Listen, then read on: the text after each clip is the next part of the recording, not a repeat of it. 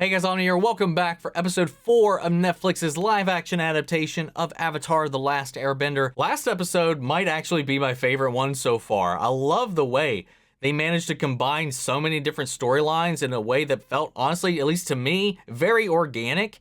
You know, combining the Mechanist, Teo, Jet, as well as Zuko and Iroh's pursuit, and then also kind of seeding some things for later with Azula and this connection to Zhao, with him again trying to usurp power and the ambition of his kind of burning to the surface. It's kind of fun seeing all these elements kind of pieced together in a very creative way, because this is one of those examples where it is vastly different from the show, but the way they managed to meld everything together and keep the core elements intact was really creatively done. Obviously, at the end of last episode, we still have a couple things to wrap up here in Omashu, like, you know, the whole confrontation with Teo and his father, and then, of course, Jet is still out in the wild, and then, of course, King Boomy. So let's go ahead and hop in, guys. If you want to see the full-length reaction, you can check it out over on Patreon, or if you're a member of the channel, get you access as well. It isn't watch-along format, so you will need your own footage to sync up the time codes from our reaction the entire episode. Over there, you get the same thing for all the other shows and movies that we cover on the channel. You also get to suggest and vote on what movies to react to each month. We got monthly Q&As, behind-the-scenes footage, and try to make it worth your while, so you're going to support the channel, guys. At the end of the day, really appreciate it. Enjoy this reaction. At least leave a like, drop a comment, subscribe if you're not already. With that all said and out of the way,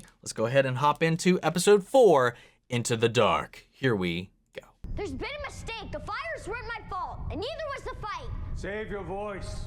Earth Kingdom soldiers aren't particularly tolerant, even under the best of circumstances. Oh. And these are most definitely not the best of circumstances. General Iroh. It's good to see you, young Avatar. And Zuko. They captured him too? With any luck, he's probably halfway back to his ship by now. He started the fight and left you behind and ran away. I'm really starting to see what kind of person he is. I doubt that. What do you think will happen to us?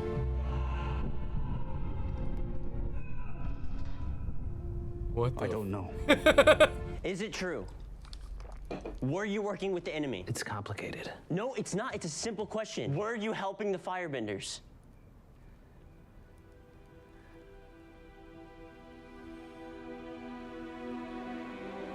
Yes. I was trying to protect you. The only reason Omashu has been left alone is because of whatever small service I provided. Then yes, it was definitely Jet. Weapons? No. No. Just minor designs. Nothing of any value in war. Anything can be turned into a weapon in the wrong hands. Especially with the Fire Nation.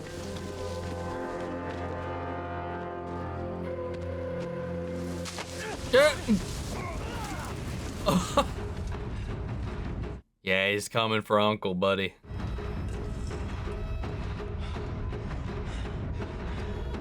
Zuko's in here playing some Hitman.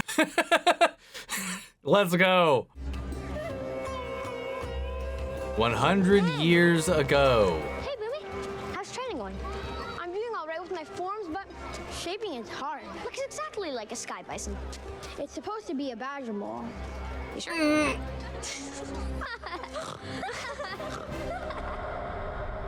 There's nothing like earth-bending masonry. That was goofy. That's what makes the cities a wonder. Oh, it did look like a sky bison, though. Gravity-defying towers. But I like that they kept the snort. Zuko's victory lies not in winning the war, but in winning his life back. You could show him this isn't the way. He'll listen to you. Will he, though? He owes you that much. It is I who owe him. Impossible. Omashu's prison is deep in the heart of the mountain. The only way in or out is through the palace. You can get us into the palace. Not after today. I'm sorry, I can't. What about the tunnels? What about the secret tunnels? The secret tunnels. Right under the mountain. It said that the founders of the city used them to meet without anyone knowing. A fairy tale. What You the told me you've fuck? seen them. Unless that was a lie too. Yes, there are tunnels, but they're unstable. Those who go in never come out. If you believe the tales, vengeful spirits guard the passages. Not just secret tunnels, secret haunted tunnels? Even if I could figure out a way to get them through the tunnels, there's nothing I can do about the palace guards. We'll worry about that. So how are you gonna get past the kiss? Don't send Sokka and Katara down there, man. These maps don't make any sense. This one says to travel east. This one shows a path due south. And this one... Message from one of his informants or contacts. What is it? It's my Fire Nation contact. Tell him you'll meet him. Then go to the Earth Kingdom generals and let them know they can set a trap to round up these spies. No. The Firebenders made it clear. Any resistance and they'll send everything they've got at us. Let them come. The Avatar has returned to the world. It's time to stop hiding. Let's go, Teo. Yo, Flopsy! Oh God, what is he on? It's like a marble ball. The prisoner you requested. Hello, Aang. Damn. How are you still alive? Clean living, the right diet, ooh, and luck. Hard to say if it's good or bad luck, but more importantly, how are you still alive? I'm still a child. Asking the real questions. Ooh.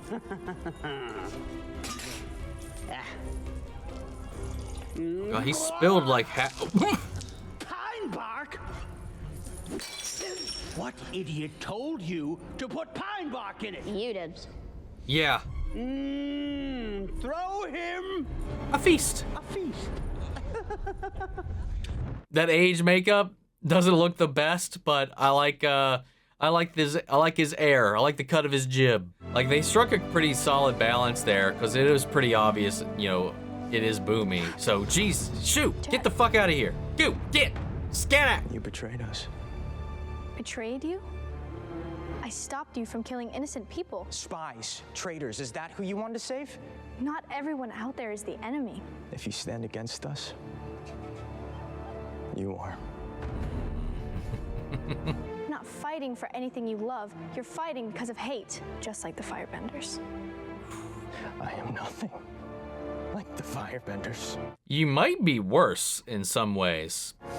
Just saying. Oh, shit. Yes! She's got water!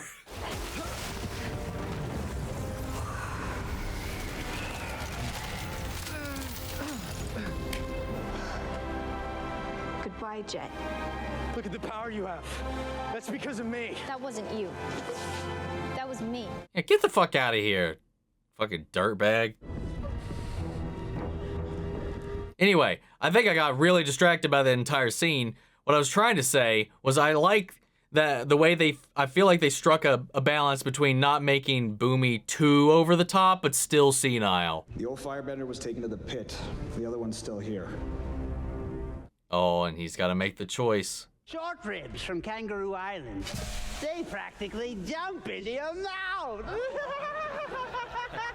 I like that. Like it.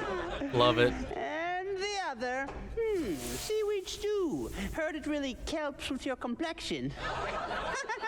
Not as good as the other one. You tried, though. You tried. I'll take the stew. I don't eat meat. That's right, you don't. Oh, bitch. that's the attitude he gave out there. So, frozen in an iceberg for 100 years, huh? Let us leave. Must have been nice. The world is on fire.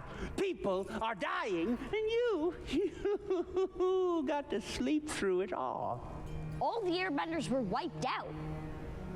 And I wasn't there to help them. Oh, those monks were always a bit flighty.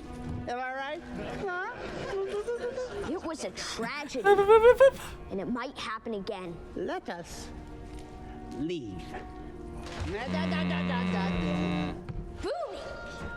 This is important. Don't you care? You dare tell me I should care?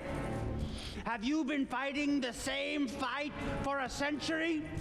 Have you watched your whole world burn down around you? He's got a point.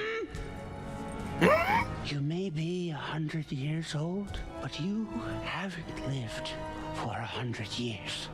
Especially not these 100 years. Can't make me believe you've lost hope. Oh, really? Challenge accepted. Wait, what challenge? How was that a challenge that was issued there? A little confused. Do you hear music? Don't tell me the travelers are in here.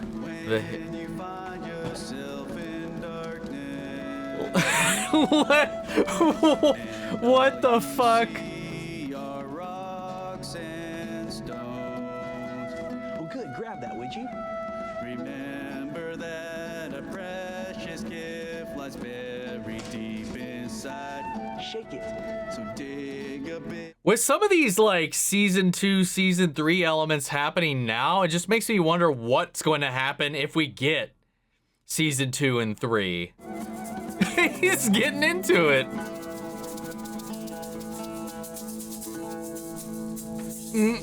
Yeah, that was all kinds of right. So what are you doing here? What are you doing here? We're doing what we're doing. Right, but why are you doing it here? Acoustics.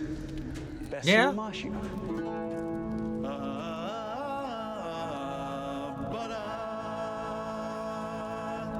Hear that? Harmony. That's what we're all about. If these guys are okay being here, the tunnels probably aren't that bad. Tunnels? Oh, no, these aren't the tunnels. Those are the tunnels. The spooky tunnels. Yeah, I want to go in there. We don't have a choice. Well, in that case, you should probably see this. It's a tale of two lovers. Love is brightest in the dark. Remember that. Especially if you're going to go into the dark void from which no living being ever returns. All right, Luke and Leia, get in there. Sibling love. Not the Star Wars kind.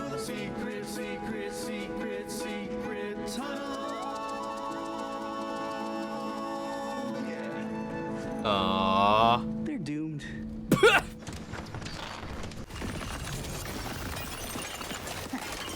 It means you should be careful Whoa. where you step. What the fuck? Hey, what is this? Another test. Jimmy, mate.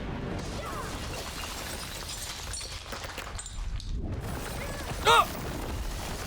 Whoa! What are you trying to prove? Prove?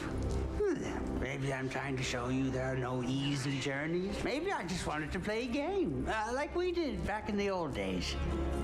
And maybe I just wanted a bite of rock candy. I love Boomy, man. This way.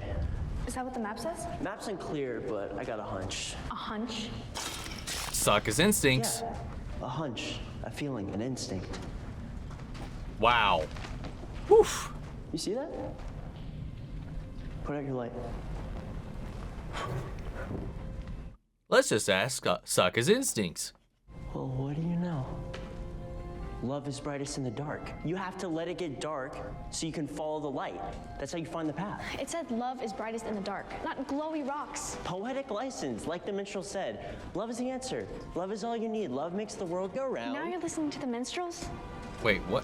Sokka, wait! Katara, what is your problem? My problem is you're not taking me seriously. I'm not a little girl anymore. Yet you keep acting like one. And you keep acting like you know everything when you couldn't even tell that a traitor was flat out lying to you. Says the girl who fell for a terrorist. That's not what happened. You should have never talked to him. You don't get to tell me who I can talk to. And you don't get to just ignore me. I can if you're being an idiot. Dad put me in charge. You're not Dad. Guess we're not in Wolf Cove anymore, are we?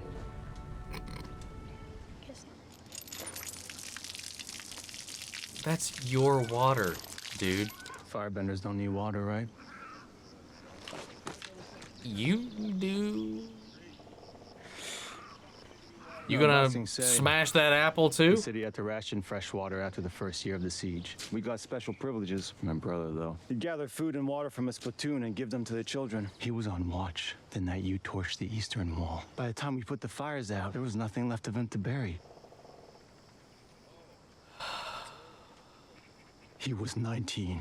All those lives lost. And Ba Sing Se still stands. Was it worth it? We were at war. I was a soldier. You were a butcher. I can still smell smoke when I go to sleep at night. It never really goes away. Damn, man. I like that. Digging into the complications of Iroh's past. War pushes us to the edge. Some of us don't like what we find there. Is that your pitiful way of saying you're sorry for what you did? I wasn't talking about me.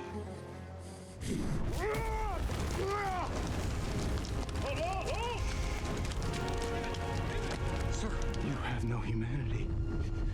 You know nothing of loss. He's letting people believe what they believe. It's almost his own atonement, or letting him believe in his demons. Because wrestling with the fact that somebody on the other side regrets their decisions is a whole other thing to wrestle with. When my studies weren't going well, Lieutenant gave me this. He'd won it for finishing first in his officer class. He said it should belong to someone destined to do great things. He gave me strength. No. Lieutenant never needed it because he was the strongest person I knew.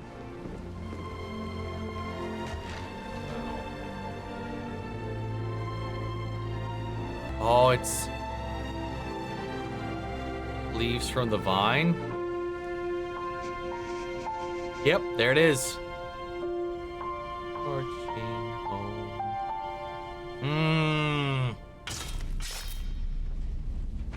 Damn. But yeah, I think Iroh was feeding into his idea of what Iroh is, because realizing that your enemy is just like you can make it harder to reconcile with, especially when you've lost somebody to them.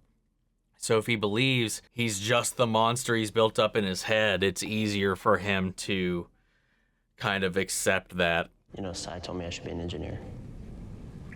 That was my true calling. You believe that? I don't know. But it was nice to hear someone tell me I had something to offer the world. No. What I said about you and Dad. Forget it. You led the tribe and protected us with nobody to help you. Dad never had to bear that kind of burden alone. You had it harder than him. No. Oh, that's not right. Oh. Crystals were just crystals. This shouldn't be here. We were here before, but this wall wasn't. How is that possible? The tunnels are changing. One final game to play, Avatar. The simplest one of all. You versus me. Let's go. Those armpits, man. I knew the crystals were wrong. Can we do I told you so later? Any chance I imagined that? Nope. Badger mole. Oh God. Badger mole.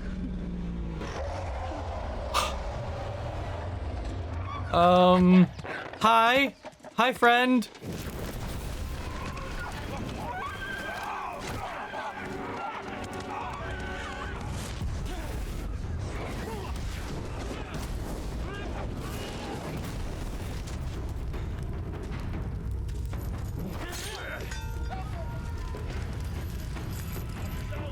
Nice.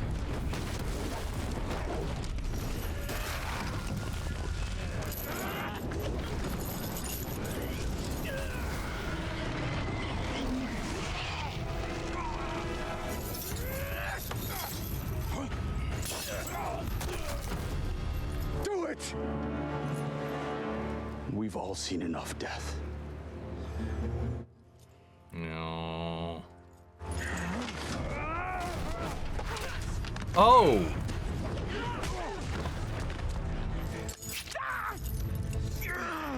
You're okay. We need to go. Katara, I'm sorry. I'm sorry too.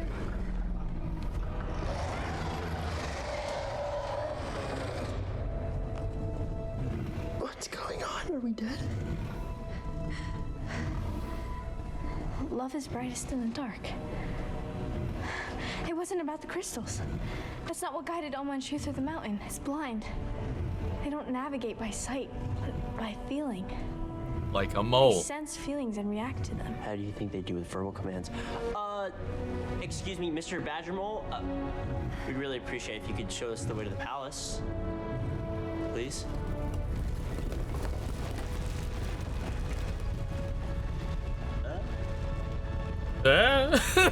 That's my reaction too.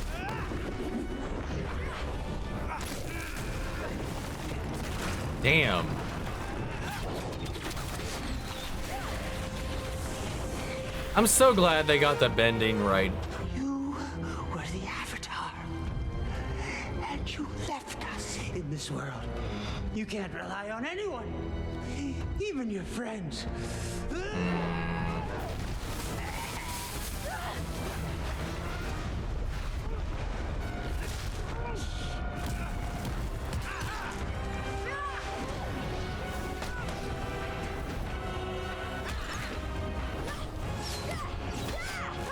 Damn. Well, as fun as this has been, it's time for the games to end.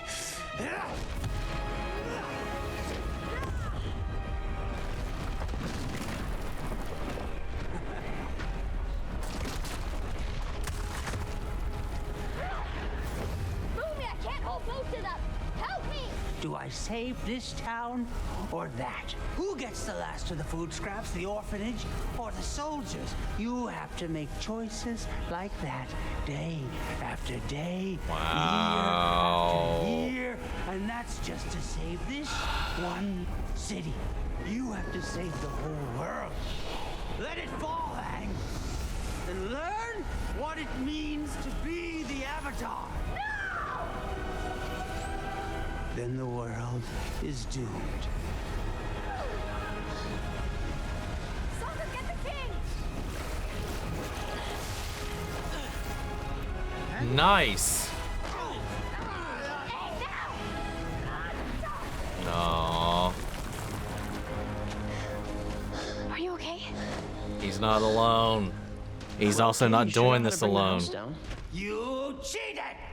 You didn't do it on your own, so you didn't learn anything at all. You were wrong. You can rely on your friends. That's the only way I'm gonna save the world. You think like a child. Is that really so bad? Remember this? Aww. I use it to call a friend. He turned it into the That's what whistle. I'm gonna do now. Call on an old friend. You're right. I wasn't here for the world. Or for you. But I'm here now. No. That was Your cute. Highness, we've called up the reinforcements. And you've doubled the guards on the walls? Yes, Your Highness. Good. Tell them I'll be there soon. What's going on? Fire Nation forces are on the move. They'll be here by dawn. But we will be ready. Fortunately, a source tipped us off. No. Ozai? The Mechanist alerted the generals to a network of spies in the city. Helped us round them up. Now, all of you, get Hell out. yeah. The Avatar has places he has to be. We can take care of ourselves. It's time Imashu rejoined the war. But I do have one more challenge for you. No.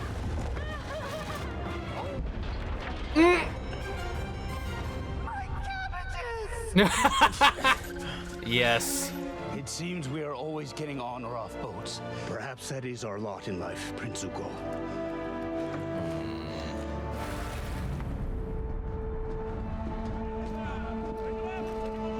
Speaking of boats.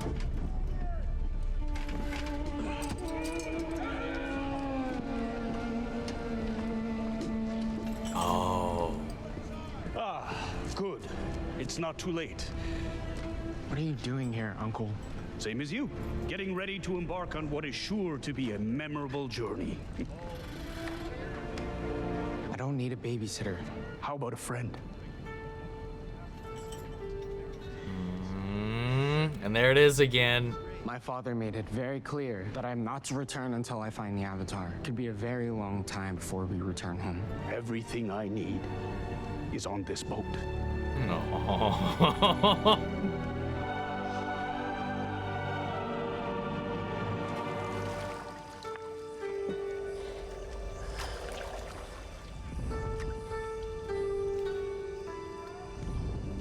What is it, Zuko? Nothing.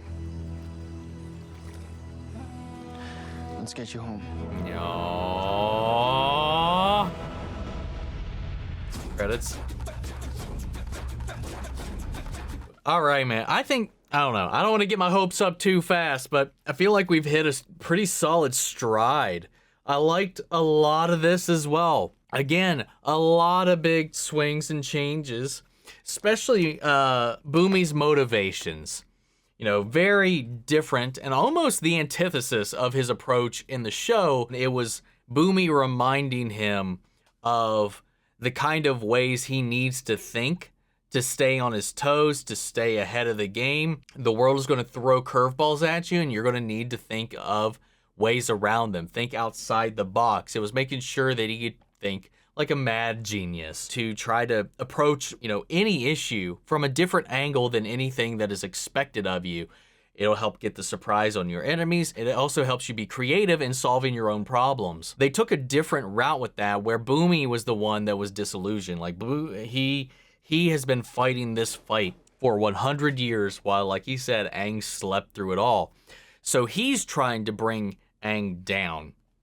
It's a very different philosophical approach than he had in the show. But it works, I think, in this context with the way that they are presenting the world, the story, and the horrors of war. The way they kind of framed that through Bumi, who had to live through all of this. Like, how are you even alive? Luck?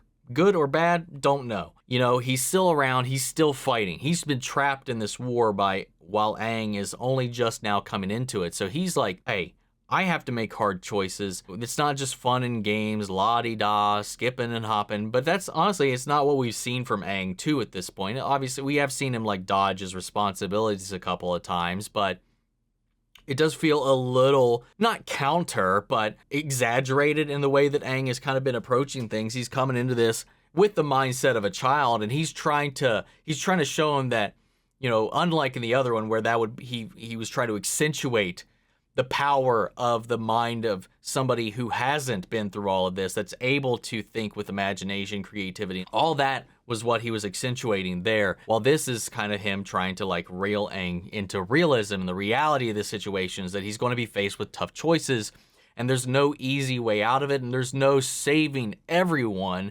And, you know, he's definitely shows that he's been beaten down by this. It was, again, very, very different from the approach in the show. But I think in this context, it worked very well about challenging Aang's personal resolve. And I think it showed that quite nicely. And Aang brought that back out of him and brought him back up into this. You know, it's an interesting little take. And again, like I said in the reaction, is like, I think they did a pretty solid job at like balancing Bumi's eccentricness and his quirkiness. Not going too over the top, but still kind of keeping a lot of that intact, especially with his humor. A lot of his mannerisms. I like that because this episode had a very strong theme about the hard choices and the difficult situations that war brings. You know, between Bumi dealing with being a leader, a king, and a powerful bender who's had to try to make ends meet for his people, but also try to do what he can to protect others in the war. You have that juxtaposed with the soldier that lost somebody during Iroh's siege, and the way that they are both dealing with that pain in two very different ways. You know, he wants to see Iroh as the enemy, as the monster, but it gets harder to accept the reality of the situation when your enemy, the person that is, you know, on the other side, you realize is lost just as much as you, or that you're not that different. It makes it harder to reconcile with that loss and that pain if you empathize with the person that caused it. It's a challenging concept to approach, and it's an interesting thing that they incorporated into this story. You know, balancing out the loss of that dude's brother in his siege with the loss of his own son, Lu Ten, and also the way that he in death was honored at the loss of this war, at the loss of that battle. His death brought him honor, but the fact that Iroh survived it all brought him shame. It kind of shines a light on the contradictory nature of battle and of war and of perpetuating this cycle. You know, and I like that Zuko in that moment didn't do what everybody else did. You know, he connected with Iroh on a personal level, and we got that sweet moment with him reflecting about his own experiences with Lu Ten. Like, it was just that whole little moment was really sweet, and then that whole thing accentuates when Zuko makes the decision to not go after Aang, but go after his uncle. And that also coincides with uncle getting on the ship is like, everything I need, everything in my life is on this boat already. And that was their relationship. That's kind of all they have at this point. And all of that built to this moment where they're once again back on a boat, but it's just the two of them. They are still there. They have each other. In the end, ride or die, they're the only people there for one another within their family. It was a nice little way to accentuate that again by telling a different story with familiar elements, and I like the way they approached it. Now, I know that they did say this was like a remix, not a remake and all that, and we've been talking about and comparing and contrasting the original to this and the different directions and changes. One of the things that came up in this, while I did get a kick out of it, was the inclusion of the minstrels in the secret tunnel, the badger moles, the story of Oma and Shu, all kind of being incorporated in here. That's like a season 2 thing. So like, it just makes me wonder, with that being here, like in a lot of elements like that, we've seen a couple things here pulled from different parts and sections and timelines within the original series and all that already. But like, this was a whole like thing. So like, it just makes me wonder, with this happening here, is that going to come up again in season 2, or are they going to do something completely different when they need to come back here? Or are we going to not do that at all?